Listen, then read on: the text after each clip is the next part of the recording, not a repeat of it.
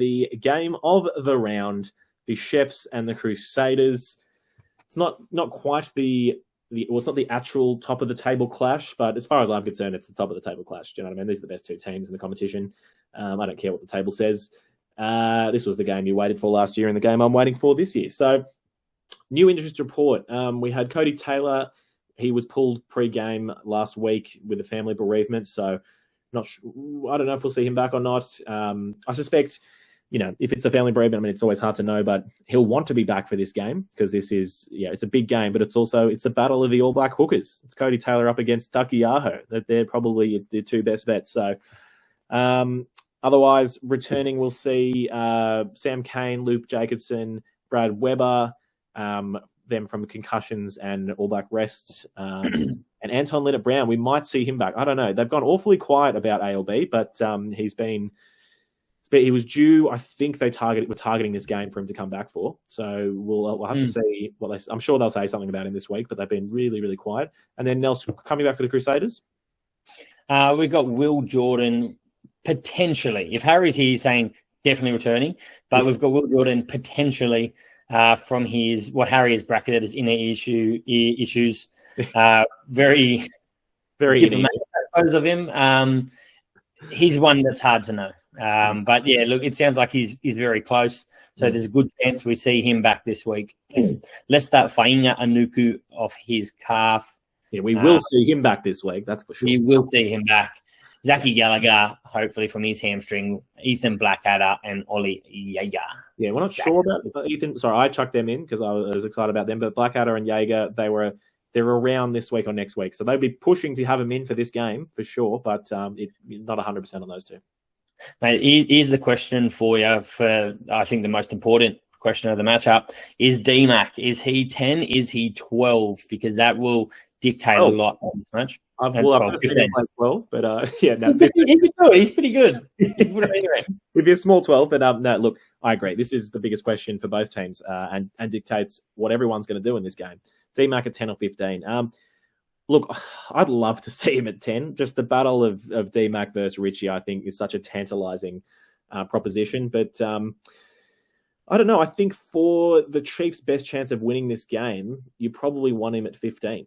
I just think that's his better position where he offers more.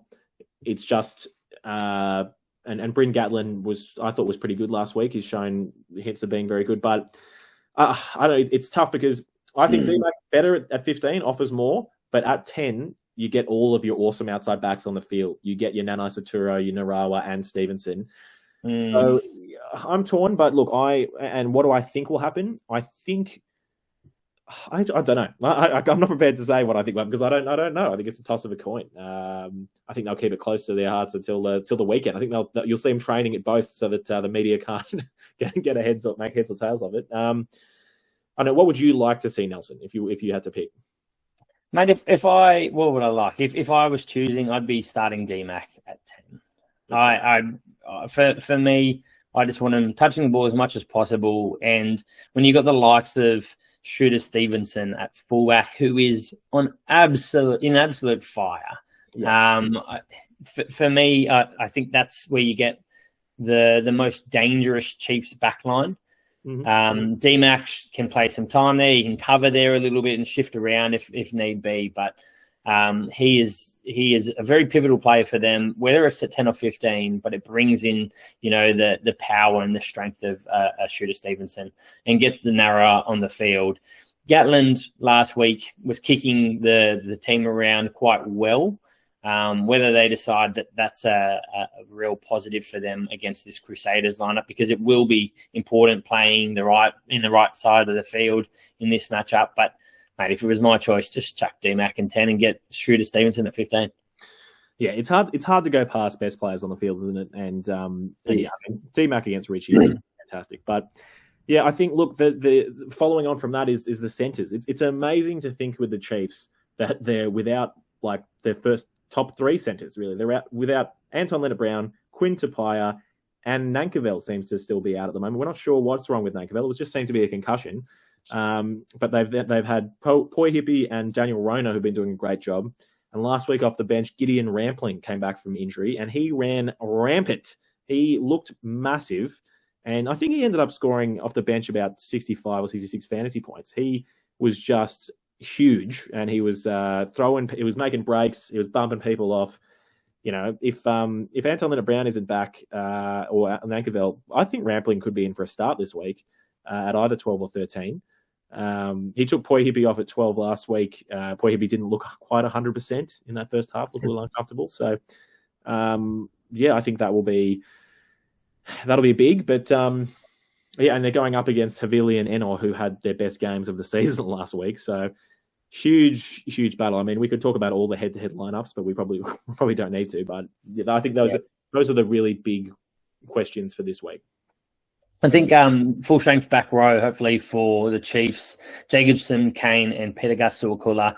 Personally, as a Jacobson fantasy manager, I still want to see him at 6 because I want to see Peter Gus at 8, unless he's on the other team against me. But he's a more dangerous player. Jacobson isn't in the form that I think we'd all like him to be, ball in hand. So I think Peter Gus is the man for the 8 jersey, with Jacobson shifting back to 6. And then you've got Retallick and Vai'i hopefully starting the locks. We've seen Lord returning as well on the bench, would be great. Yeah, we have all 4 of the All Black locks starting in this game. We have Retallick and Vai'i, Whitelock and Barrett. It's crazy. Insane. And then you've got Koi maybe there, and Finau as well to cover the bench and locks. So there's a lot of talent around that back 5 of the forwards for the Chiefs. Absolutely. And then, look, moving on to Crusaders, as we said, we'll see with Cody Taylor whether he's back. Otherwise, Brody McAllister did a great job last week. Ollie Jaeger, we might see him back. Tamani Williams, who I obviously love, he actually had one of his best games last week. Was just they were using him in the outside centre channel to truck it up off lineouts and things. I love it. He looked good. He did look good, but he started every game since round 2 and played big minutes for the big man. So if Ollie Jaeger's back, I'd expect we'll see Tamani go back to the bench, things like that. So we'll see how we go with that. Cullen Grace, surely straight back into start after his bench cameo last week. He looked fantastic, bagged himself a try, looked really, really good, and that means we'll see probably, I would say, Christian Leo Willie into 6. Tom Christie, obviously, at 7, and he's been playing awesome.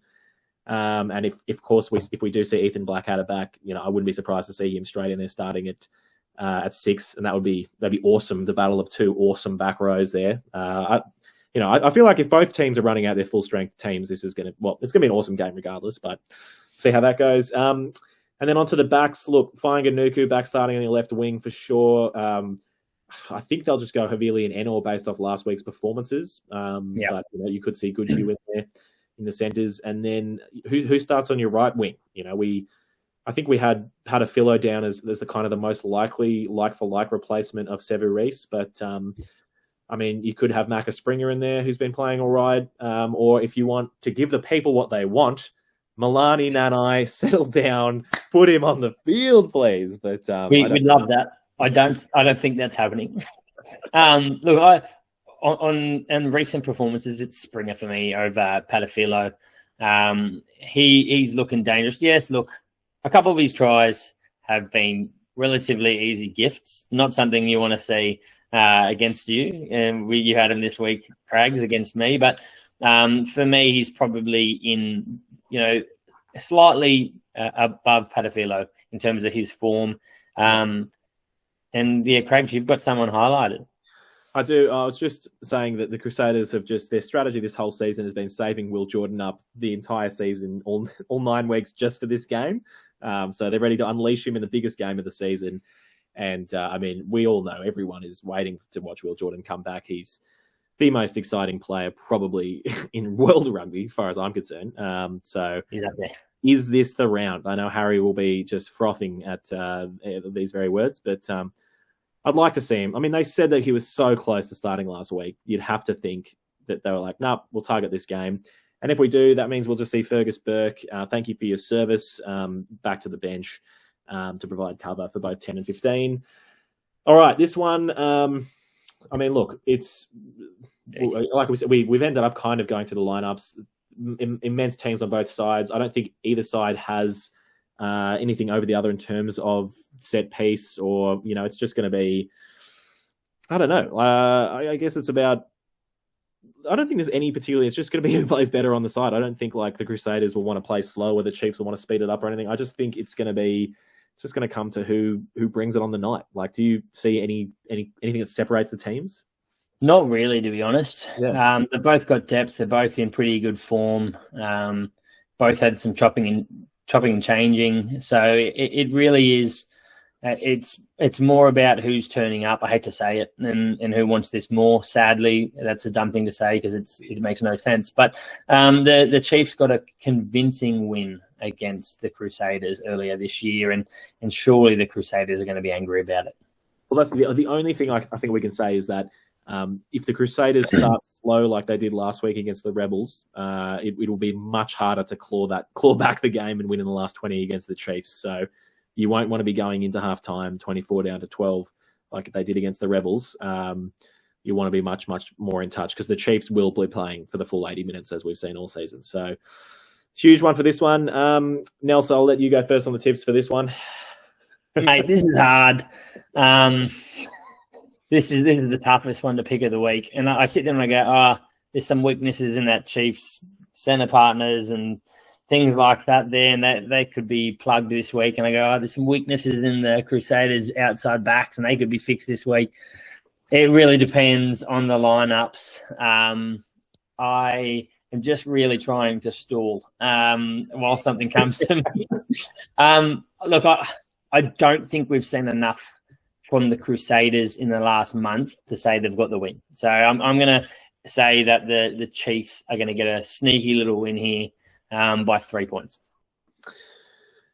Yep, I'm going to back you. I reckon the Chiefs are going to go 10 straight. It's at home in Waikato. The cowbells will be a ringing. I think the Chiefs 10 will get straight.